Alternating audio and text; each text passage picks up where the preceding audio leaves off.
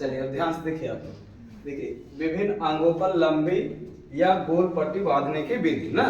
कौन सी पट्टी? लंबी पट्टी ना। तो अब लंबी पट्टी देखिए, प्रयोग स्थान पर पट्टी का नाम हो गया, पट्टी का आकार हो गया, पट्टी की संख्या हो गया, और किस पे कौन सी पट्टी बांधनी जाएगी उसकी विधियों का नाम हो गया।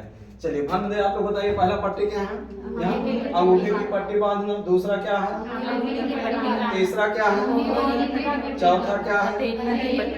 पांचवा क्या है? छठवां क्या है? सातवां क्या है?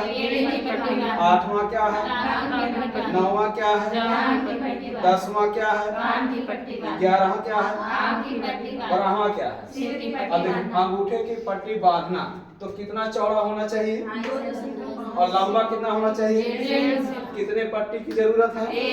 कौन सी विधि का प्रयोग किया जाएगा? क्लियर हो गया। दूसरा, अंगुली की पट्टी बांधने में चौड़ाई कितना होना चाहिए? लंबाई कितना होना चाहिए? संख्या कितना होना चाहिए? किस विधि का प्रयोग किया जाएगा? क्लियर। चलिए अगला बताएंगे, कोहनी की या घुटने की पट्टी कितना लंबा और चौड़ा होना चाहिए? चौड़ाई कितना होना चाहिए?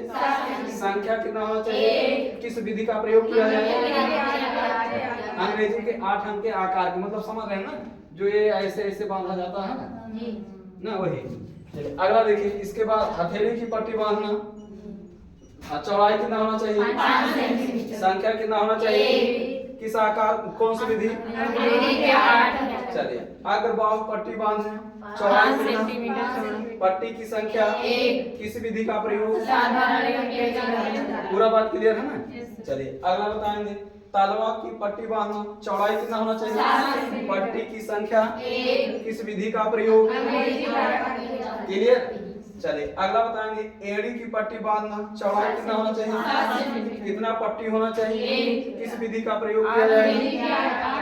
ये भी बात क्लियर। चलिए अगला देखिए, टांग की पट्टी बांधना, चौड़ाई कितना होना चाहिए? इसकी लंबाई थोड़ा ज्यादा होना चाहिए, ठीक है। और संख्या में कितनी होती है? किस विधि का प्रयोग किया जाएगा? क्लियर है। चलिए अगला देखिए, अगला पट्टी कौन है? जांघ की पट्टी। चौड़ाई कितना होना चाहिए? संख्या कितना होना चाहिए? किस विधि का प्रयोग किया जाएगा? ये भी बात क्लियर है। अगला क्या है? कान की पट्टी बांधना, चौड़ाई कितना होना चाहिए? लंबाई कितना होना चाहिए? 5 मीटर। कितना होना चाहिए? मीटर। और किस विधि का प्रयोग किया जाएगा? ये भी बात क्लियर है। चलिए आगे देखिए, फिर आंख की पट्टी बांधना, चौड़ाई कितना होना चाहिए? संख्या पट्टी की, किस विधि का प्रयोग किया जाएगा?